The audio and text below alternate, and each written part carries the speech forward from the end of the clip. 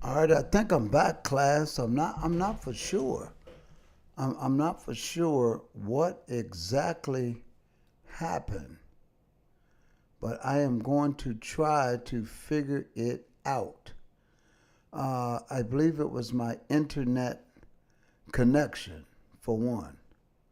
So we're gonna get back over there so I can show you what happened. But this is a good prime example. Let me see what's going on here. So, man, we were right in the midst of things. And very timely that we shared that with you. So let me see what's going on here. Okay, I see people coming back, but I don't, I'm going to wait a few minutes for everybody to come back. Uh,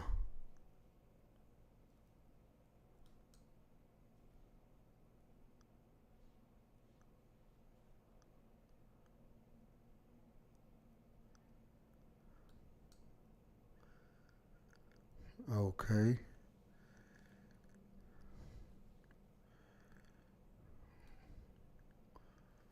We're getting this coming up right now.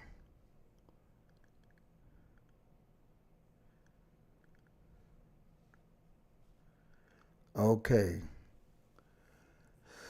Oh my goodness. So I think I know what happened, but that just that so untimely, so unprepared, unplanned. Let me put it that way. So unplanned. I'm just going to give it a few more minutes for others to come back. Um, this it's I don't think it was a weather related issue, but I'm just waiting and I can show you what happened. There you go. I'm just waiting for everybody to come back. Um, and we're going to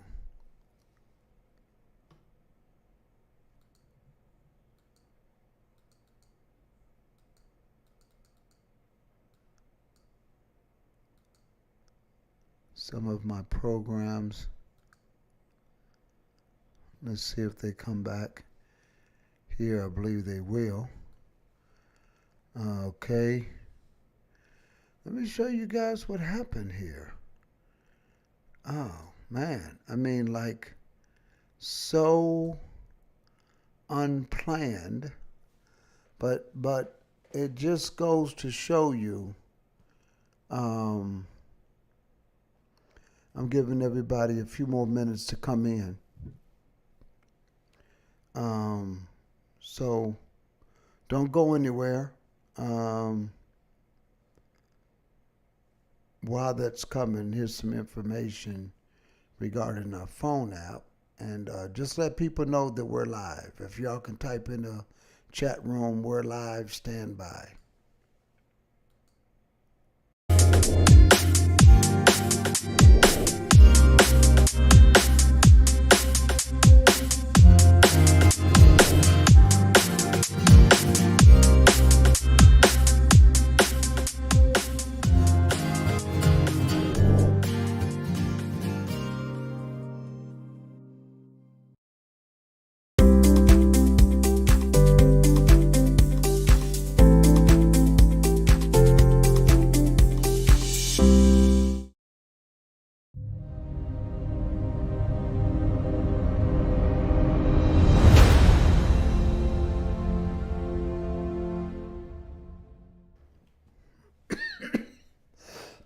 Man, I tell you, I think we got just about, most of the people back.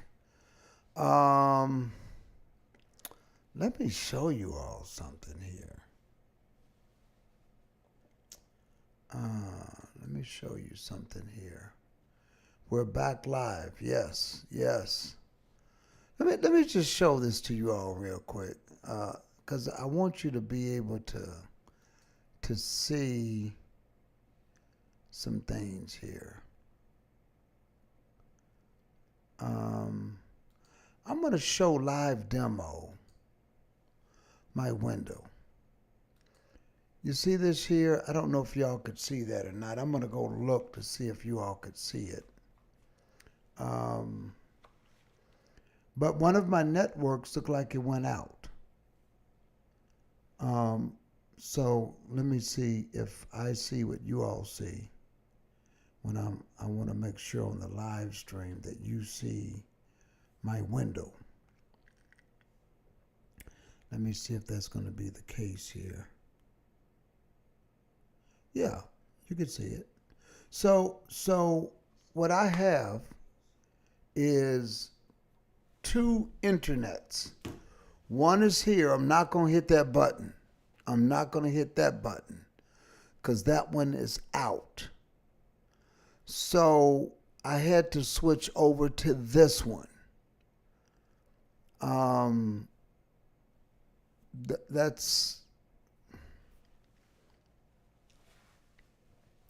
This is my main network and this is my backup. A lot of times I use the backup to go live unless I'm using my printer and things inside of the home. I use the one that says here 4678. But basically, I had to switch to this one. That's what happened. So let me get out of this because that just kind of shows that the need, if it wasn't for you all doing what you're doing just to help, let me tell you, your help goes a long way.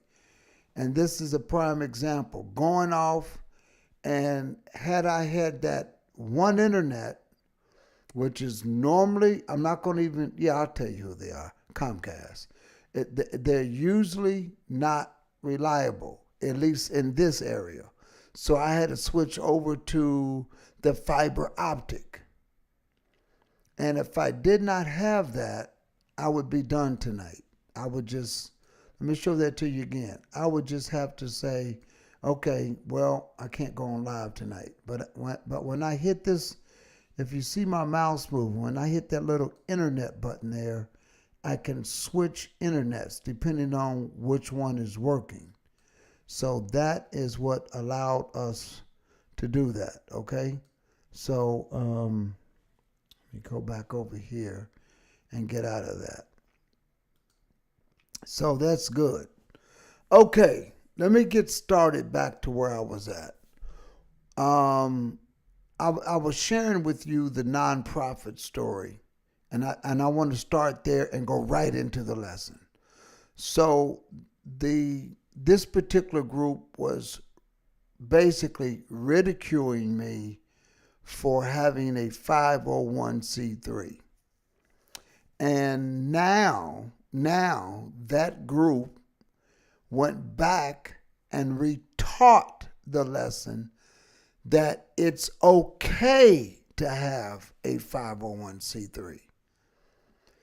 So in order to operate in the manner in which we're operating, at the level in which we're operating, you have to be a 501c3 organization. You just have to. When people are giving to your ministry, you need to give people a accounting of what you're doing. And when they give, it's a write-off. That's just the way it is. It's a write-off. So we take advantage of everything that benefits our people, our givers. So when you give, it becomes a write-off. But if you're not a nonprofit organization with a 501c3 status, it's not going to happen, okay? So let's get over to tithing.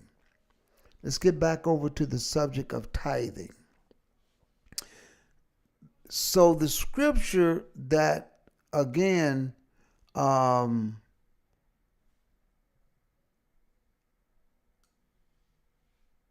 that was brought forth is in Leviticus, the 27th chapter. And this is what it says. And I'm not going to read this whole thing, but you should read it because it talks about giving and the estimation of what you would give, even during the year of Jubilee. I'm not going to go into all of that, but I wanted to point out the fact that money was also used. Money, shekels. 20 gerahs shall be the shekel. So this is a form of monetary money, okay? But not only that. Let's go down to verse number 30. Not only did you give money, not only did you give during these certain times of the years, you gave an estimation. And if when you go back and read it, you can look at that. I don't want to get into all of that, but it gets into the year of Jubilee. This is the whole taxation system that you're resting on here. But I want to go to giving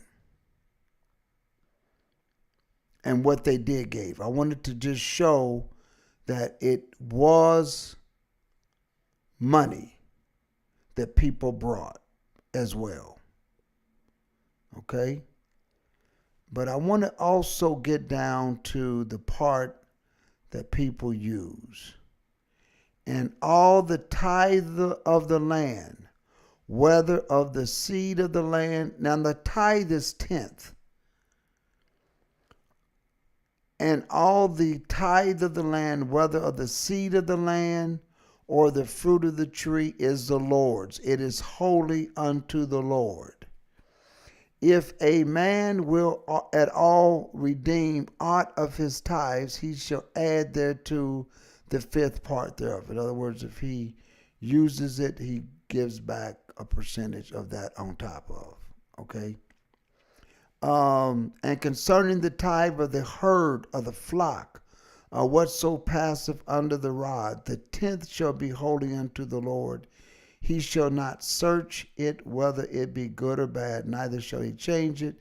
If he change it all, then both it and the change thereof shall be holy. It should not be redeemed. These are the commandments which the Lord commanded the children. These are the commandments which the Lord commanded Moses for the children of Israel. Now let's go to, I want to go someplace else with this as well, okay?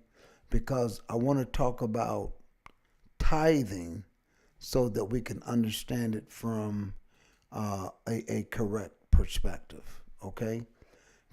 And I was sharing with you that when you tithe, it's you should, and you have the right to know that it's not being misused, especially today,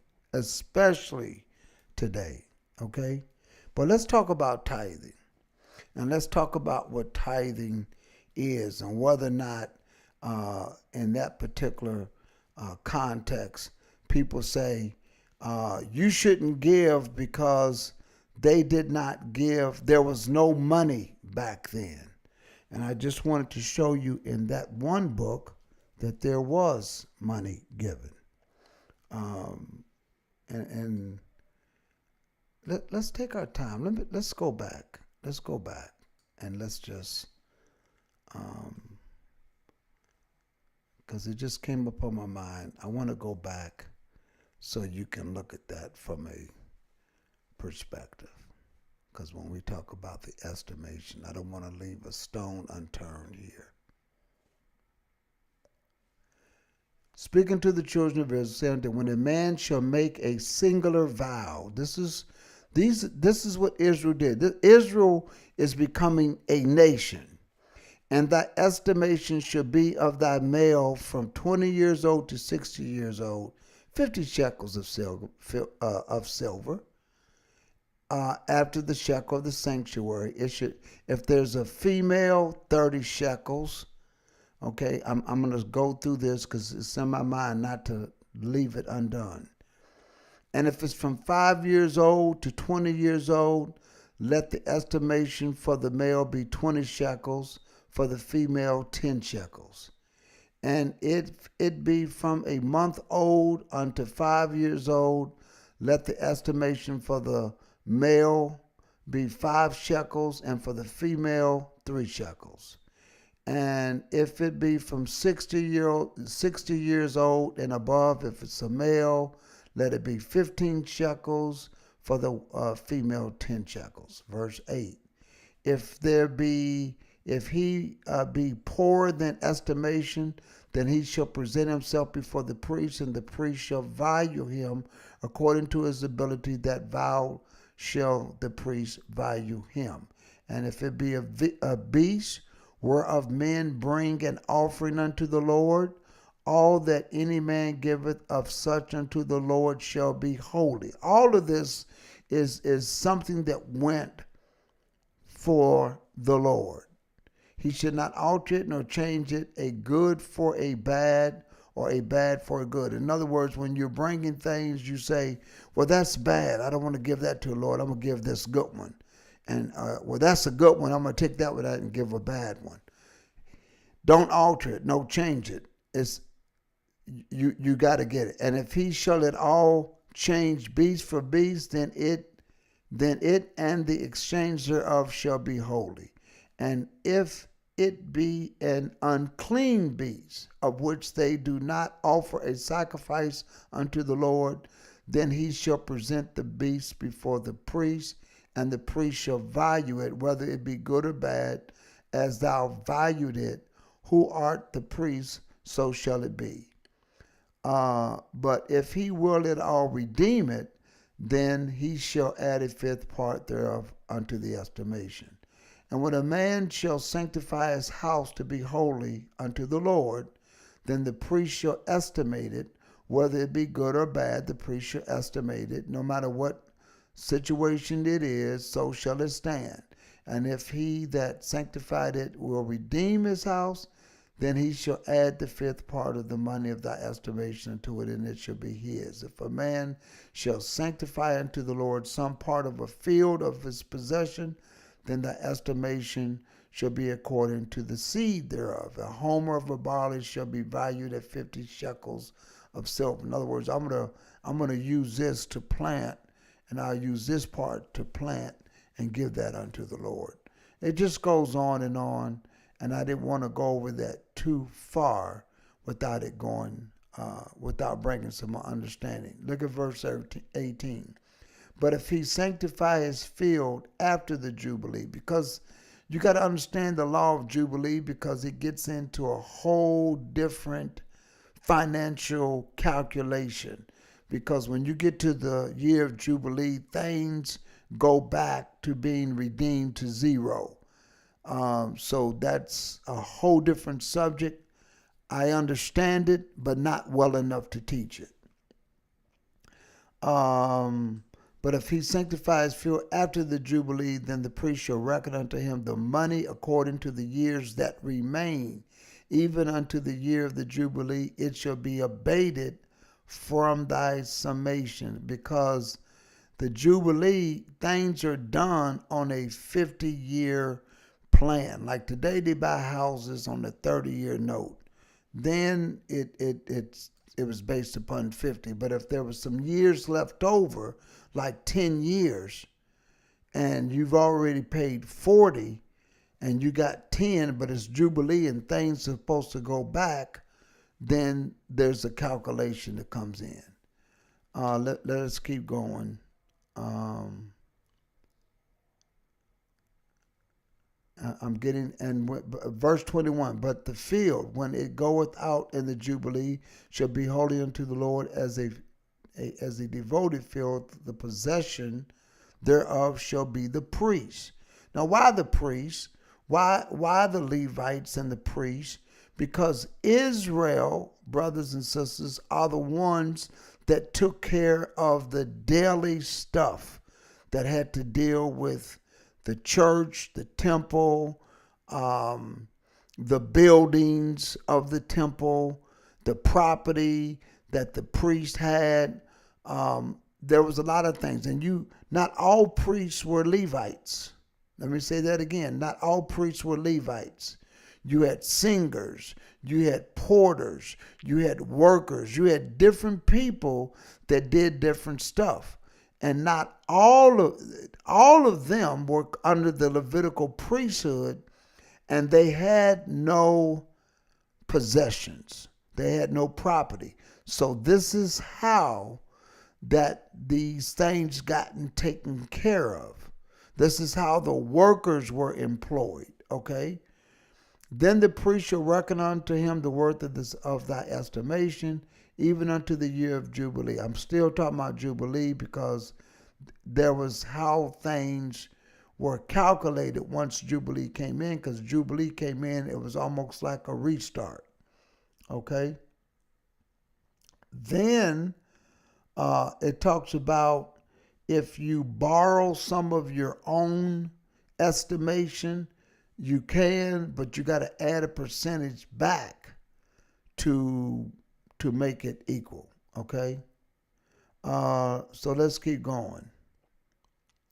Then it talks about at all the tithe of the land.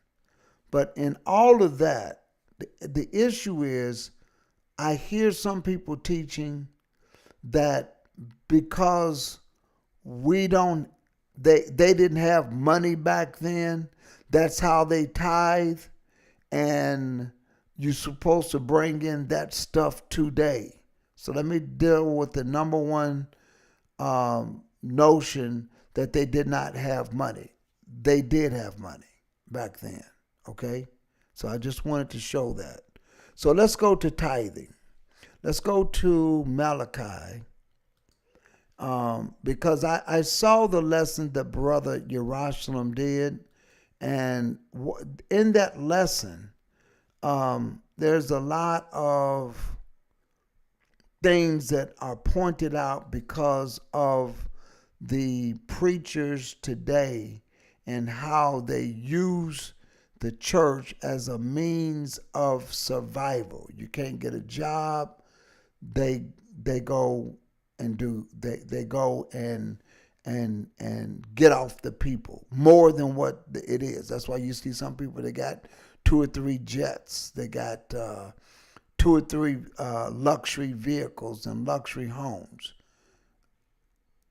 I am not a condoner of that type of action. But when things are for the furtherance of the gospel, I am. So let's see what we're supposed to be doing. Let's go to the book of Malachi, and we're going to deal with the 3rd chapter. Malachi, the 3rd chapter, and in particular, we're going to look at verse number 6. This is what it says. Or is it 16? Let me see which one I want. We'll start at verse 6. For I am the Lord, I change not. Therefore, ye sons of Jacob are not consumed. Number one, the Lord's not going to change. He established this system and is still there today. Even from the days of your fathers, you are gone away from my ordinances and have not kept them. Return unto me, and I will return unto you, saith the Lord of hosts. But you say, wherein shall we return? The question is, will a man rob God? Yet you say, will a man rob God? Yet ye have robbed me. But ye say, wherein have ye robbed thee? In tithes and offerings. Okay? So this is the prophet Malachi speaking here. Bring ye all the tithes into the storehouse, that there may be meat in mine house. Let's dissect this. Let's dissect this right here. Brothers and sisters, a lot of people say, don't bring money, bring meat. into my house. So I can tell you that if they didn't bring those shekels, if they didn't bring all of that other money that they had done according to the estimation, then Israel would have not been able to do things that they needed to do. The same thing is done with us today, okay? Bringing food to the storehouse is okay. People want to bring canned goods, that's okay. But unfortunately, we can't pay our light bill with those fruits and vegetables. Unfortunately, we cannot keep the gas and the water and all of these things running. Let's keep going. And prove me now with here, said the Lord of hosts, if I will not open you the windows of heaven or pour you out a blessing, that there should not be room enough to receive it. I will rebuke the devourer for your sakes. He shall not destroy the fruits of your ground, neither shall your vine cast her fruit before the time in the field, saith the Lord of hosts. And all nations shall call you blessed, for you shall be a delightsome land, saith the Lord of hosts. So what are we reading here? We're reading where tithes are a commandment, but offerings are a free will. So we read here that you had offerings and tithings. Offering and tithings. We read in where there was a offering and estimation, but then there was also tithing. Okay? So these are things that was done. Let's go to the book of Proverbs. Let's go read it over there again. Proverbs, the third chapter. Proverbs, the third chapter. And we're going to look at verse 1 and 2. My son, forget not my law, but let thine heart keep my commandments. So we wanted to show you that this thing is a command. For length of days and long life and peace shall they add to thee. But let's go down to the verse number 5. Trust in the Lord with all thy heart. Lean not to thy own understanding. In all thy ways acknowledge him. He shall direct thy paths. Then he says, be not wise in thine own eyes. Fear the Lord and depart from evil. It shall be health to thy navel and marrow to thy bones. Honor the Lord with thy substance. And, that's a conjunction, with the first fruits of all thine increase. So shall thy barns be filled with plenty, and thy presses shall burst out with new wine. Okay, so again, he's letting us know, honor the Lord with your substance. Okay, now a lot of people don't have cattle today. But if you did, and you said, this is how I want to do it, but it's not the way that business is conducted today. Back then, although they had money, a lot of ways of exchanging things was through something called the barter system. The barter system. It was, they exchanged goods and services. Although there was money back then, there was money, also things were exchanged with money. But for the most part, things were done on a barter system, goods in exchange for goods, services in exchange for services. What do you mean by that, Pastor Johnson? Well, back then, you're a tent maker. Okay, I need you to build me 4 tents. My family's increasing. No problem. I got some cattle back here, and I'm going to give you that cattle. You see, because that was a good system to work with, you could have gave money, but the person said, I can get more long-term residual services from that cattle. That cattle was going to multiply. That cattle was going to mate and multiply. It's going to produce some sort of future meat or milk on a regular basis. So that's just how things was done at that particular time. Not always was it the exclusive way, but it was the primary way. So let's go to 2 Chronicles. Let me just show this to you real quick. 2 Chronicles, the 31st chapter. And I'm going to skip around here. Look at verse number 2. And Hezekiah appointed the courses of the priests and the Levites. This is going to be important, and I want to just slow it down. Hezekiah, he appointed the courses of the priests and the Levites. You remember earlier I said that not all priests are Levites? So let's look at this. He appointed the courses of the priests and the Levites after their courses, after their abilities, after their gifts and talents that they had. So let's keep reading. Every man according to his service. He's talking about the priests and the Levites.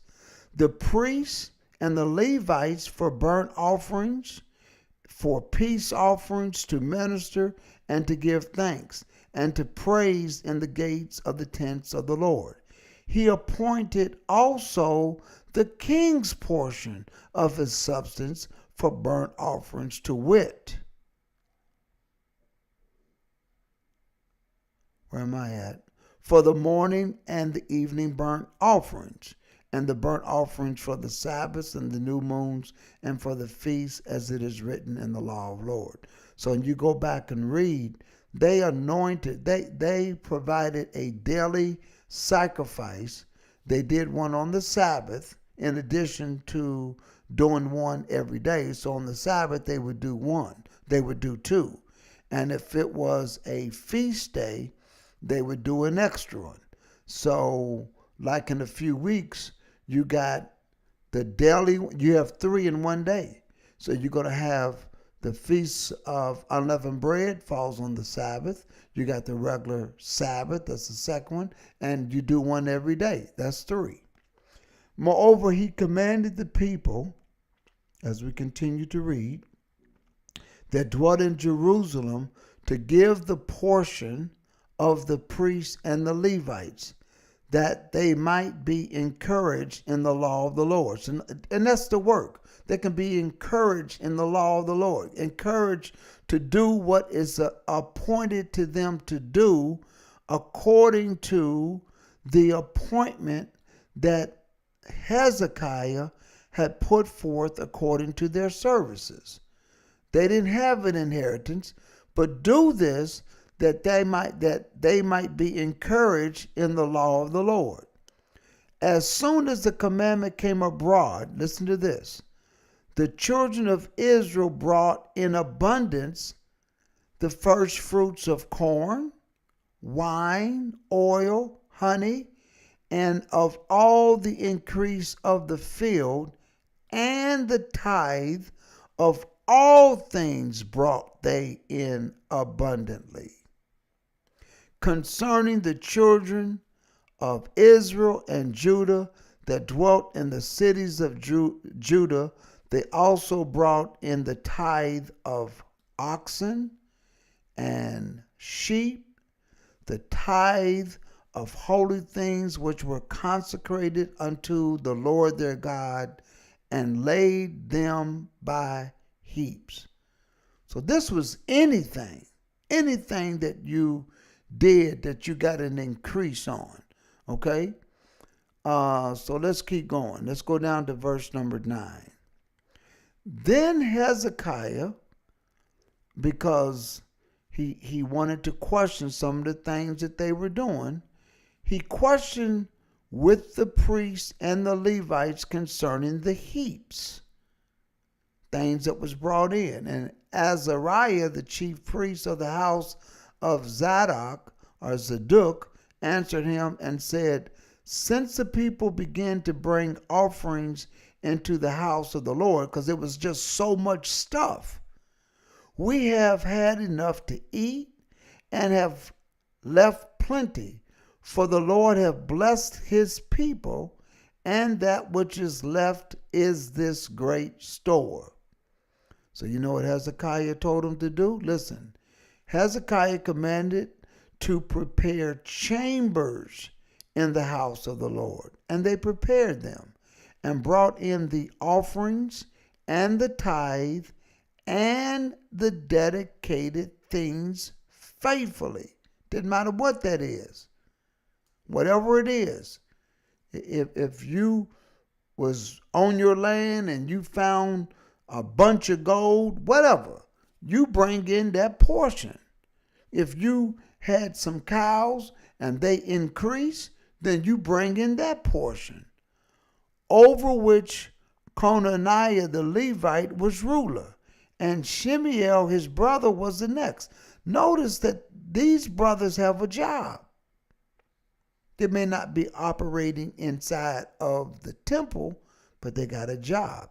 And Jehiel and Azaziah and Nahath and Ashiel, and I'm going to name them all, Zodabad, Eliel, and Ishmachiah, and Mahath, and Benaniah were overseers under the hand of Conaniah and Shemiel his brother at the commandment of Hezekiah the king, and Azariah the ruler of the house of God. Notice that he's leaving people who are in charge according to their services. So what did they do? What are these guys are doing here? They worked in the warehouse. They were warehouse workers. Somebody's got to work in the warehouse.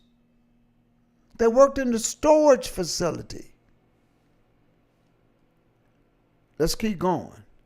And Korah, the son of Imnah the Levite, the porter toward the east, was over the freewill offerings of God to distribute the oblations of the Lord and the most holy things. All right? So I'm just basically showing that if the people did not pay their tithes, brothers and sisters, the priests and the ministers can't do their jobs taking care of the Lord's business. And that's why we pay that. A tithe was considered to be 10%, and it went to, when it says it went to them, it was the priests and the Levites. That's who did it. And this is what the people brought in, okay, so that they can continue to just simply do their job. Let's go to Nehemiah, because a lot of people go to the 10th chapter, but let's go to the 13th chapter of Nehemiah. And let's bring out a few things over there. Listen to this. On that day, they read in the book of Moses. Now, we already know that when we hear that, the book of Moses, as the Lord commanded Israel. All right? They read in the book of Moses in the audience of the people, and therein was found written that the Ammonite and the Moabite should not come into the congregation of God forever. Let's keep going. Because they met not the children of Israel with bread and water, but hired Balaam against them, that he should curse them. Howbeit our God turned the curse into a blessing. Now it came to pass, when they had heard the law, that they separated from Israel all the mixed multitude. And before this, Eliashib the priest, I hope I'm saying that right, having the oversight of the chamber of the house of God. You see, they all had different jobs. Was allied unto Tobiah, and he had prepared for him a great chamber, where aforetime they laid the meat offerings, the frankincense, and the vessels. And you see what they got here? Look at the stuff that they got in. They got meat offerings, which is food.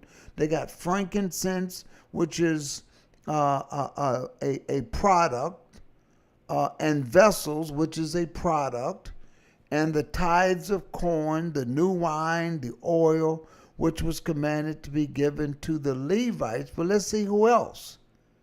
You had singers, you had porters, and the free offerings of the priests. See, you had different stuff that they used. Look at verse number 7. And I came to Jerusalem and understood of the evil that Eliashib did for Tobiah in preparing him a chamber in the courts of God. See, they didn't like for him to make space specifically for him. And it grieved me sore, therefore I cast forth all the house stuff of Tobiah out of the chamber. Then I commanded, and they cleansed the chamber, and thither brought I again the vessels of the house of God with the meat offering and the frankincense. And I perceived that the portions of the Levites had not been given them.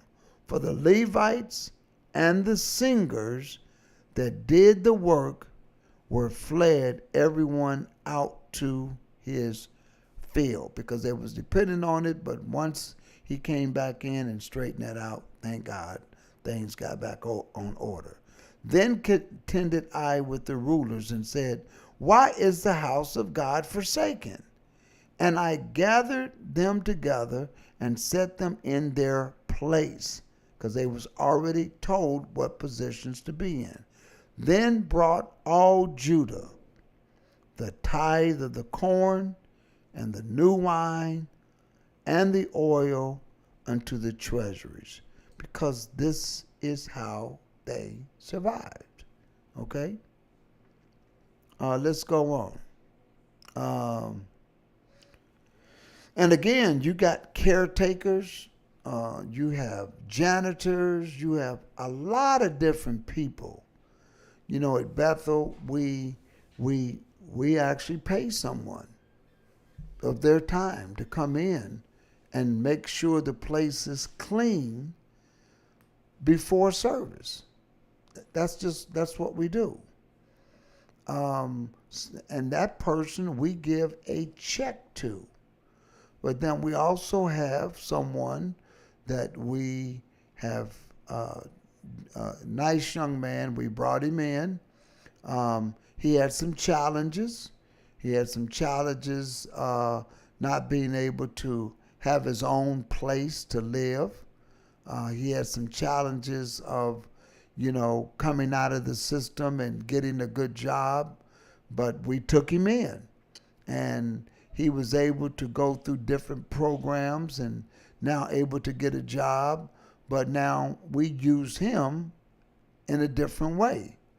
Okay? So we have somebody that we pay, but him, because we are providing a place for you to be the caretaker, there are certain chores we like to get done in exchange, because he doesn't have money.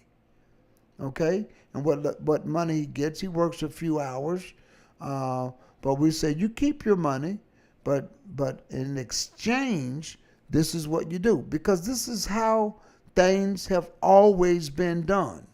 Always been done. So I wanted to bring that out just to kind of show you that things were done with money. Now I'm going to go over to Corinthians, because I want to show you what the Apostle Paul did when it came to offering and tithes and all that. 1 Corinthians, the 9th chapter. And I want to read this to you. Listen to this. Am I not an apostle? Am I not free? Have I not seen Jesus Christ our Lord? Are not ye my work in the Lord? Now let me just stop this here, because Paul was laying what he does and the work that he does.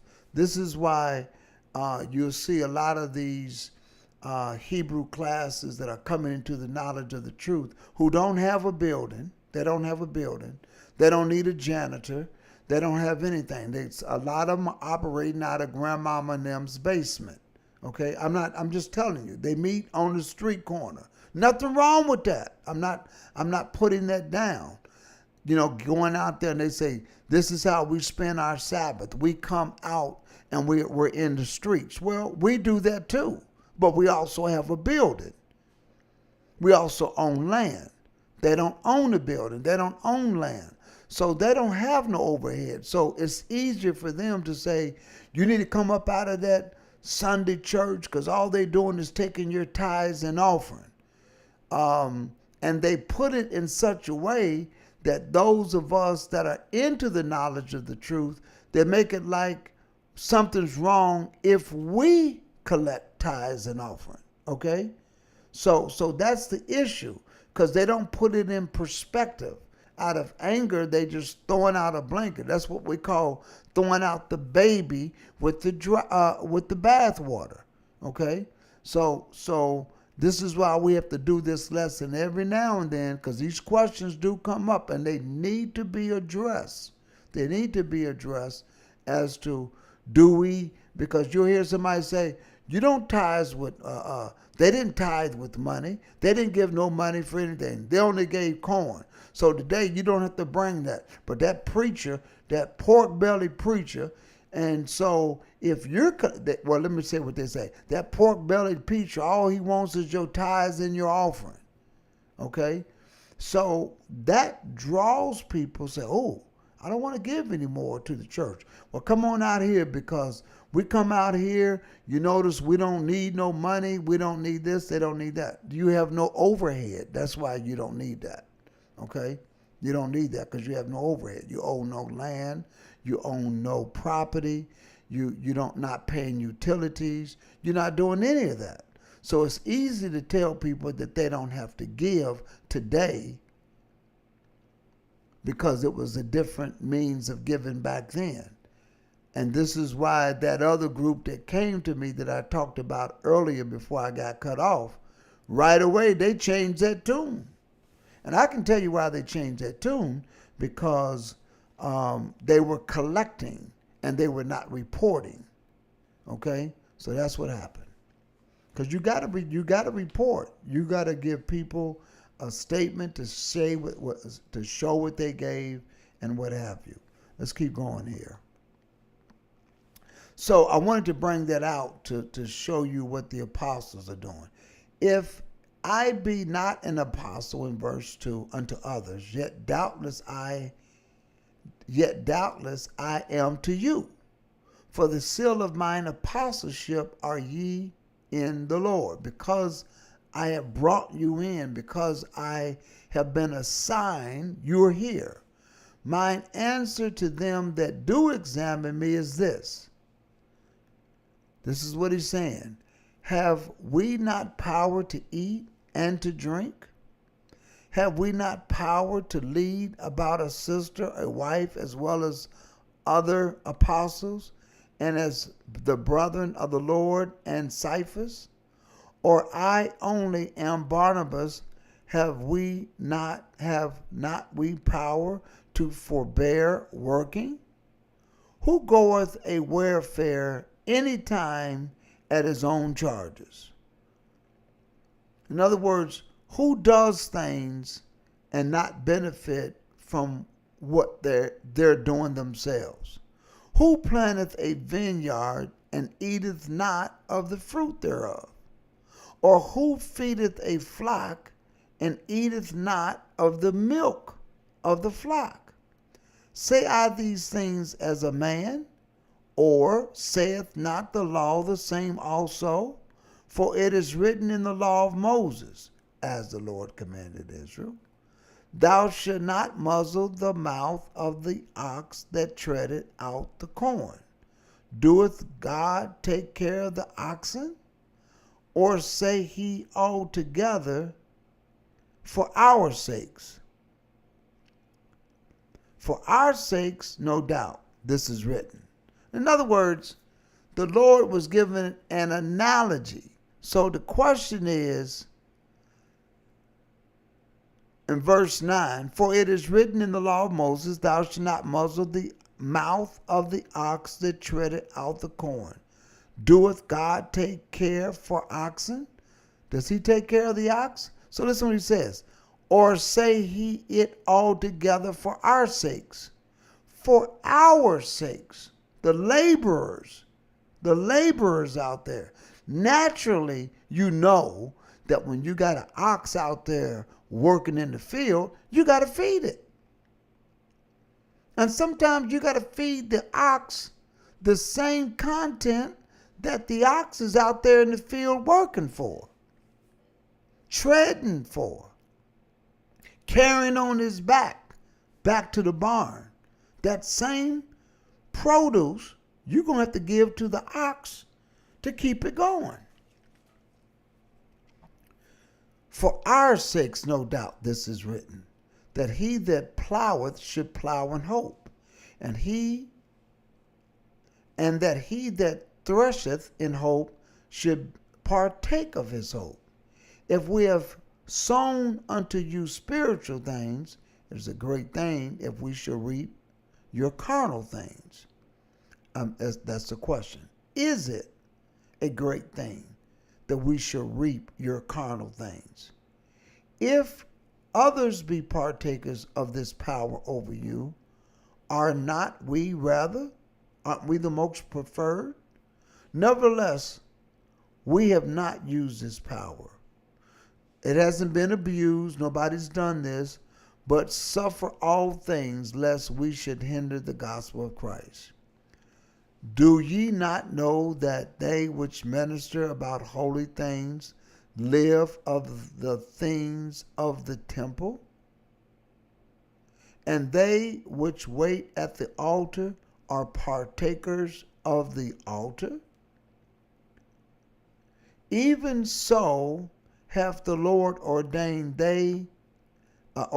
that they which preach the gospel should live of the gospel. So let me just say this. When it's talking about living of the gospel, let me just tell you what I do. I don't live off the gospel. I'm not condemning people that do. That this is their sole job. This is what they do. And the church says, you know what? We're going to take care of the pastor. We want him here to do this. Because as they just said here, the partakers of the altar, they're gonna benefit from that work. I personally don't. I'm not knocking anybody that does, but I think this is one of the reasons why we are much further along in owning our property. Why? It's because as an individual, I don't have to live off of the church. The Lord has blessed me with a very good profession. He's allowed me to retire in that profession over 30 years. So after 30 years, I could have taken a lump sum, or I could have taken a monthly annuity. I chose to take a monthly annuity that has a cost of living on it. That's a what we call a monthly retirement check. And I decided to go back to work because I feel like I'm young enough. I can go work another job and maybe perhaps get another pension. All that to say that as a person, and I still do ministry full time. You know that because I'm here. I'm online probably as many hours as the mainstream preacher puts into church. But that's something that I elect to do. I know for a fact that my teacher under who I'm under the tutelage, Pastor Boyd, he's the same way. He's the same way. There's a lot of commonality among he and I. We worked for a number of years. We retired, and we're doing this full time. And we don't need for the congregation to take care of us. We don't. Do they cover expenses? Yeah. but I don't need them to pay my lights, my electricity, my food, my gas bill, my transportation. I don't need that. And because right now my mind is on the work. So if I don't need it, then we're able to do more with it. This is why we're able to do a lot of things that some ministries have not done. But again, I'm not condemning those that do. I'm just saying what I don't. I know my teacher doesn't. I just wanted to put that on the table. And again, to say that's not condemning anybody that does. I'm just saying that I don't. And I've seen the financial success that we've had as a result of not doing that. Okay? He goes on to say, I almost forgot what verse I was, because I interjected. Let's see. If others be partakers of this power over you, are not we rather? Nevertheless, we have not used this power, but suffered all things, lest we should hinder the gospel of Christ. Do ye not know that they which minister about holy things live of the holy things of the temple? And they which wait at the altar are partakers of that altar? Even so hath the Lord ordained that they which preach the gospel should live of the gospel. But I have used none of these things. Now, this is what he's saying. He's used none of them. But we're going to find out in context he does, but he's not using it to sustain his life. To do the work, yes. But I have used none of these things, whether I have written these things, that it should be done so unto me. Let me read that again. But I have used none of these things, neither have I written these things, that it should be so done unto me. So in other words, he's not telling you that this is what you should do in order for you to give it to him that he benefits from. Same thing with what this lesson is about. This was a question that came in. However, I would be the first to tell you what we experienced tonight with the internet going out. If I didn't have a second internet, this show would not be playing right now because the other internet went out. And ironically, the night that I'm telling you as to why social media can be expensive, and I thank all of you for giving to Patreon to help this, because just to have two internets, service providers, it could be expensive. I can tell you it's expensive. But had I not had that, we would have had to cut the show tonight. And this was a prime example to show you how this works. Not only the lighting, the camera, the mixing board, the microphone, all of the fancy stuff that we do, putting up this is software driven that you have to pay for. And unfortunately, some of these things are an annual subscription. All right, let me keep going.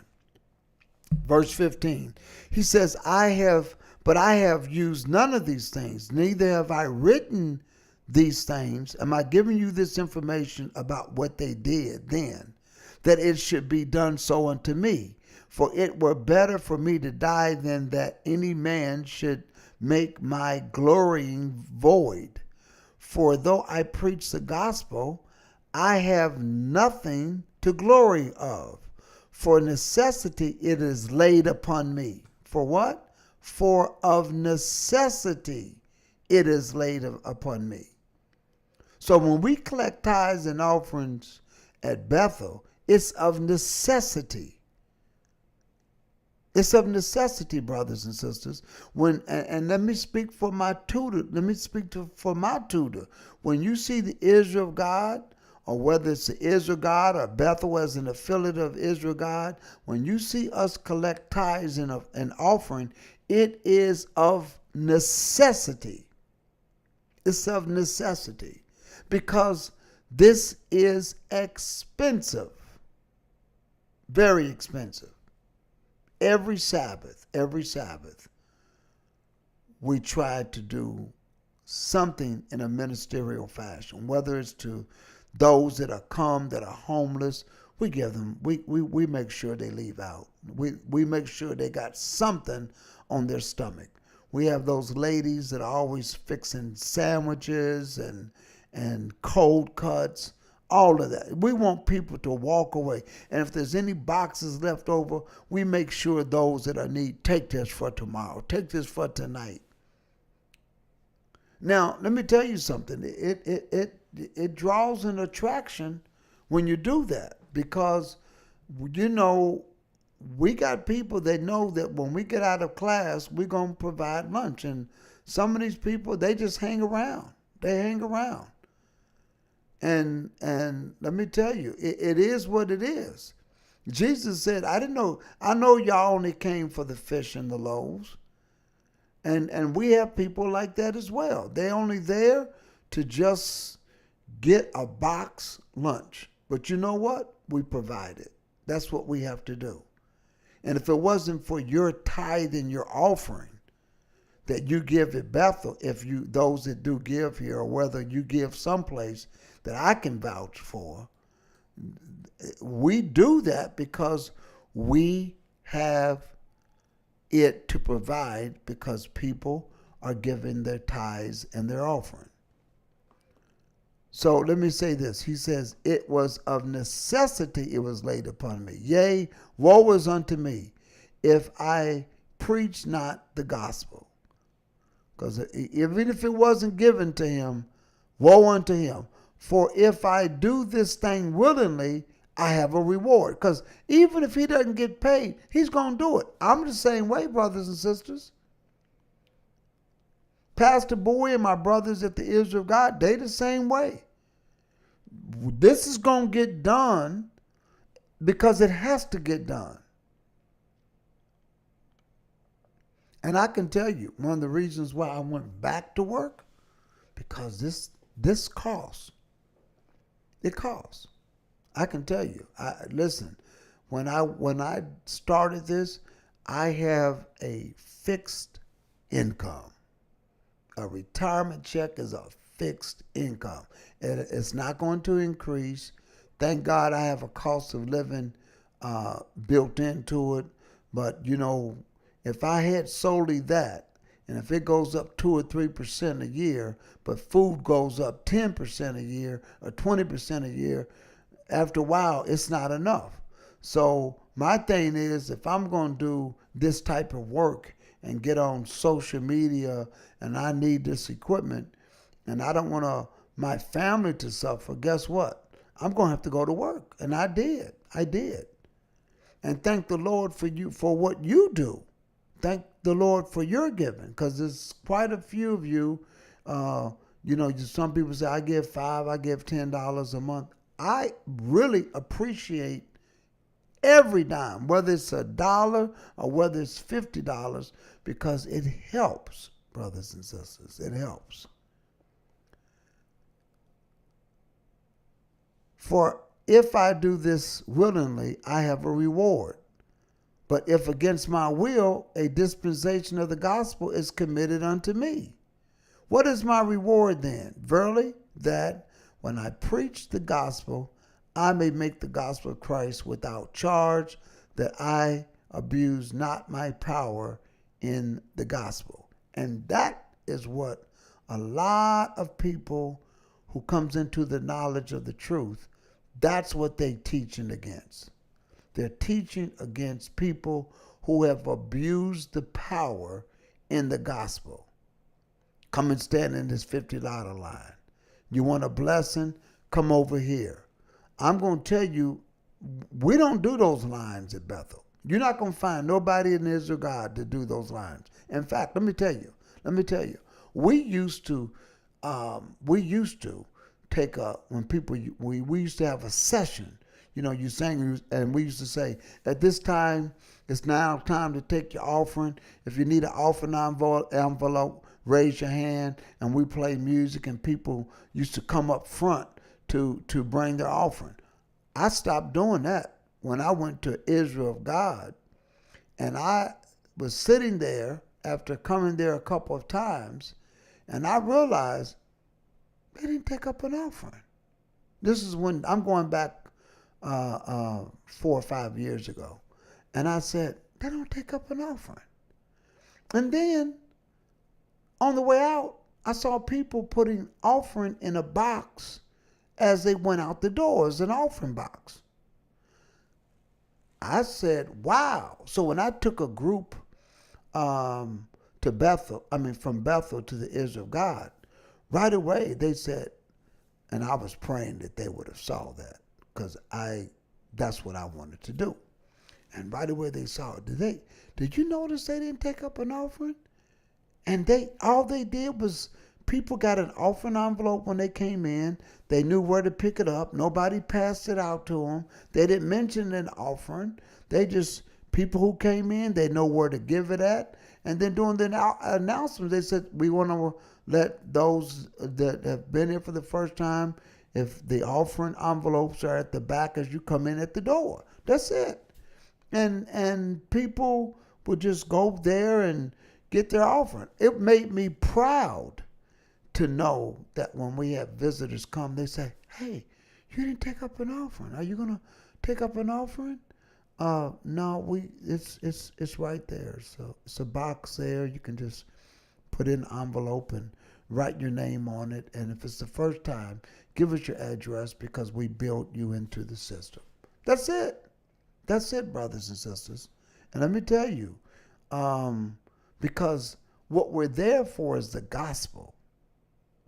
And you don't have to be in a $50 line to get prayer. Okay? It's not the way that's supposed to work. All right, I think I read enough of that. I just wanted to bring that out and kind of show that aspect to you. Okay? Let us go. I want to go to one more. I want to go to Philippians, the 4th chapter. Philippians, the 4th chapter. I'm looking at the time, and I think that I'm going to cover that second part later during the week on Tuesday, dealing with the calculations, okay? I'm going to go to Philippians, the 4th chapter, verses 10 through 17. Let me just read this one here. But I rejoice in the Lord greatly that now at the last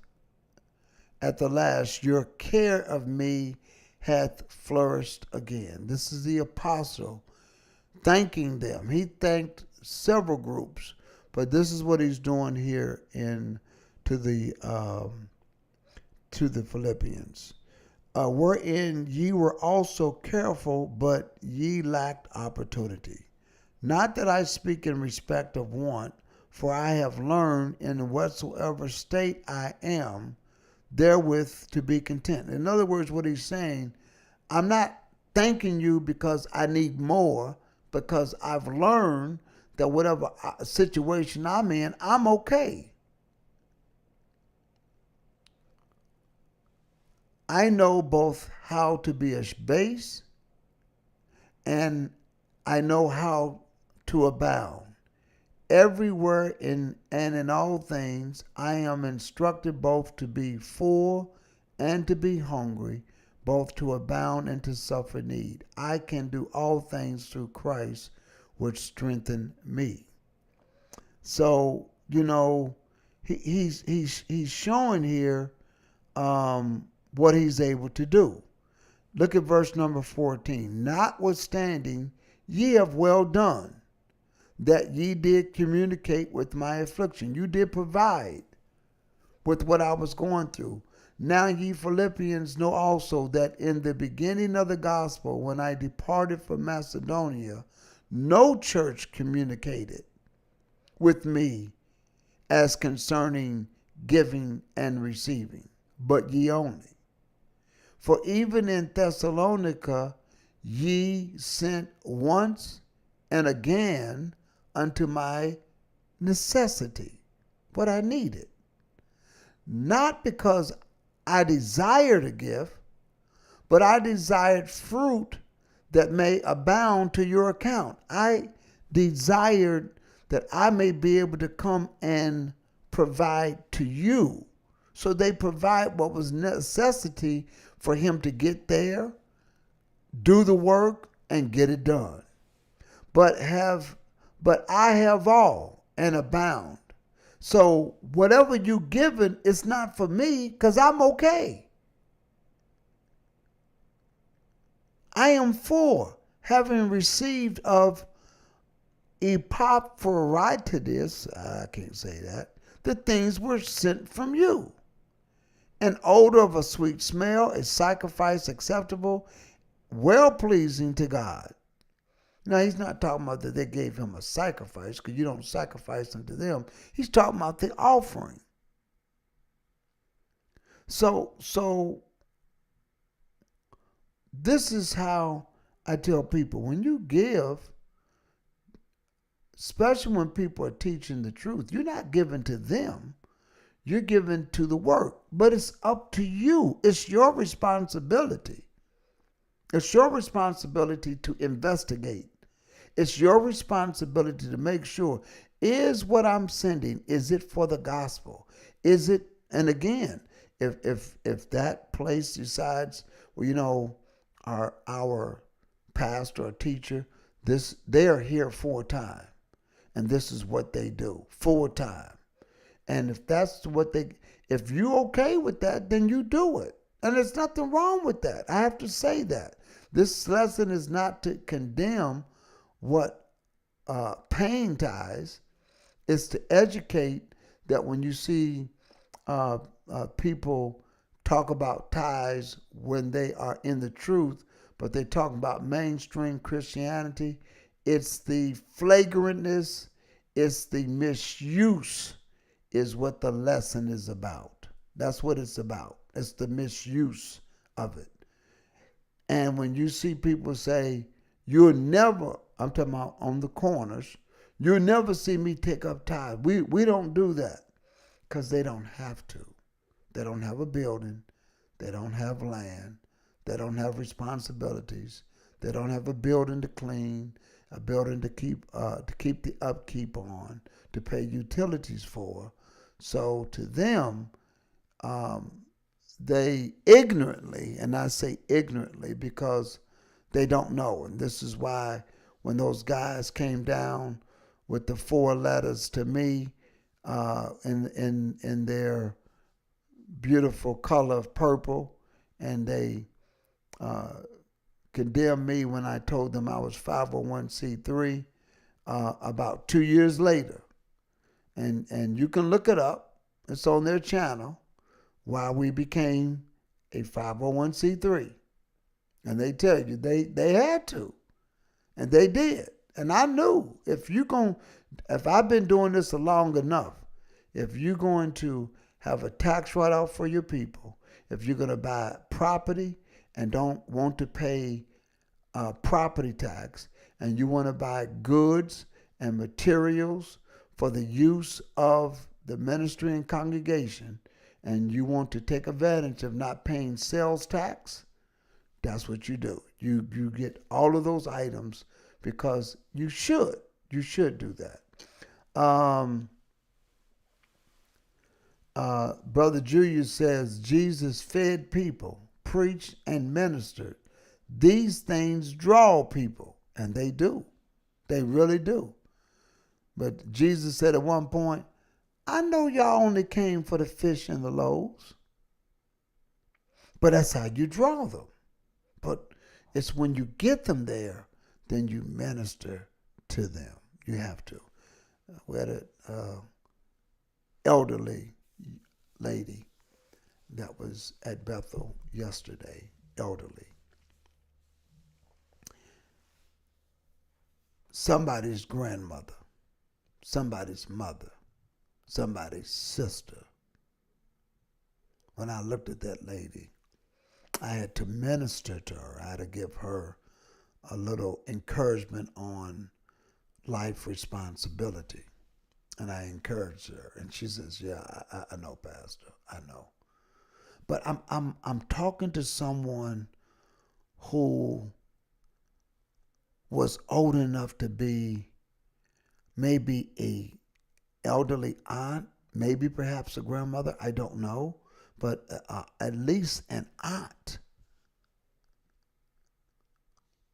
You understand what I'm saying? And that's who's out there on these streets. That's who's out there. And I said, I'm wondering, how did this, how did she get to this status? We don't know. But I thank the Lord that we were able to provide, that we were able to do something, that there was meat in the storehouse. And I can tell you, we gave her food. We did. Some people come and just say, "Pastor, I got a new job. And man, I don't have the bus money. If you can help me out with something, I'll show you. Look, here's my start date." You know, I love when people pull out evidence. "Here's my start date, Pastor. I just don't have the money to catch. I got the job. But man, I got to get there for the next 2 weeks because I got to work 2 weeks before I get paid. And whatever you can do to help me out." You understand? So we do these things, brothers and sisters, because there's meat in the storehouse.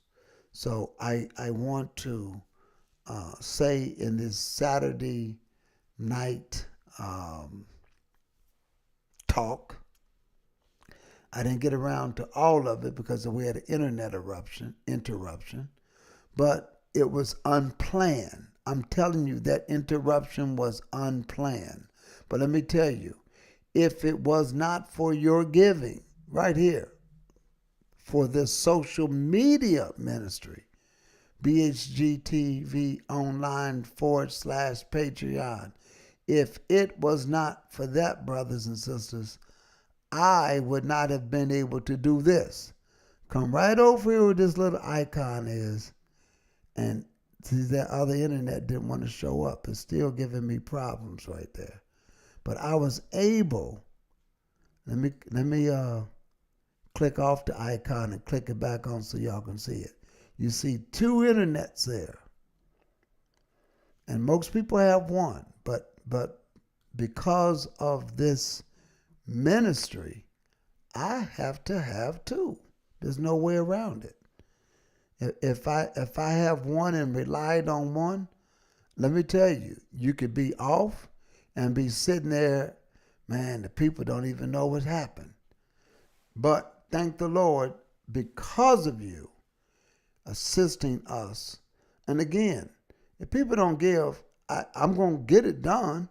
But let me tell you, it's a blessing to have some help. I can tell you that right now. It's a blessing. So I want to say thank you to all of you, that whether you give and pray or whether you just pray, I want to say thank you for making it possible. Thank you for your tithes and offering at Bethel. Thank you for what you do. And I want to say to you, thank you for that, because you make it possible through your tithes and your offering and through your giving. And I want to say thank you very much for that. Brothers and sisters, we'll be back tomorrow night with Come On in My Room, but we will be doing an after talk. All right, Tuesday and Wednesday, I'm going to be covering determining these dates, and in particular, the writer that asked me to cover this. So please forgive me that I was not able to cover this part of the subject that we had, the second part, but we will do it over the next couple of days when we get there Tuesday and Wednesday night. On Thursday night, Brother Julius is doing a 5-part series, Basic Bible 101, Basic Bible. It's a nice series. Brother Andre brought the lesson 1 on this past Thursday. It was a phenomenal lesson. I looked at the comments in the room on both channels. It was phenomenal. This week, Thursday, I will be bringing the lesson on the balm of Gilead and talking about basic Bible. We're going to be breaking it down for you so you can know how to. I'm going to be dealing with navigating the scriptures, navigating through it, and how to navigate it. And this is a 3-part series. When Brother Julius asked me to be a part of that 5-part series, I was so excited over the phone when he and I was just talking about it. When we get on the phone, we just talk about the goodness of the God of Israel. And let me tell you, when we start to talk about that subject, it was just something that we embrace. Don't forget, if you haven't subscribed to this channel, subscribe. Go out and subscribe. Make sure you hit that notification bell so you'll be notified when these lessons do come up. Okay? So that being said, brothers and sisters, it's 11:30. It's been 2 hours. I says an hour and 20 minutes. I like to do my lessons within that time, hour and 20. But some nights an hour, but no more than an hour and 30. But we got disconnected, so we did the best we could. I want to thank you always for tuning in. Thank you for being a part of this broadcast. Thank you for being a part of the Bible study lesson and this talk tonight. And we will see you tomorrow night. Let the words of your mouth and the meditation of your heart, make sure you let it be acceptable in His sight, because the Lord is our strength and our Redeemer. In Jesus' name, we put upon all of us to stay steadfast, unmovable, always abounding in the truth.